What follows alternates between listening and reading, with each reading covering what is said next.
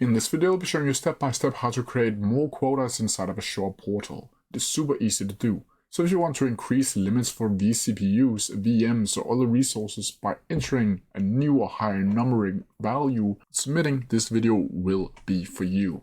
So the first thing you need to do is open up your favorite browser, and then from here you'll need to go up to portal.azure.com and then log into your account like you usually would. Then from here you'll need to go up to the search bar, because this is the easiest way, and then add in quota, like so.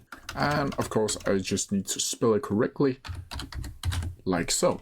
From here you can see under services there will be something called quotas right here.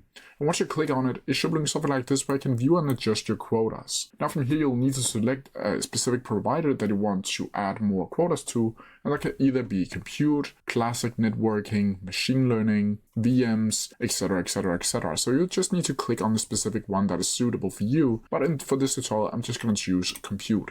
This will work exact same way depending on which one you chose. From here you'll need to make sure that you're standing over here in my quotas, and from here you'll need to find the specific quota that you want to increase. You'll be able to adjust it by going over to the specific one and then go up to adjustable, and then you'll be able to click on this little icon over here where I can request an increase. You'll then need to select a row and click new quota request at the top of, and then choose enter a new limit. From here you'll simply need to submit a request, and then Azure support will look at it and accept your request. But that's how you do it. If you have any questions about it, please leave them down in the comment section below, and I'll try my best to answer them as quickly as possible.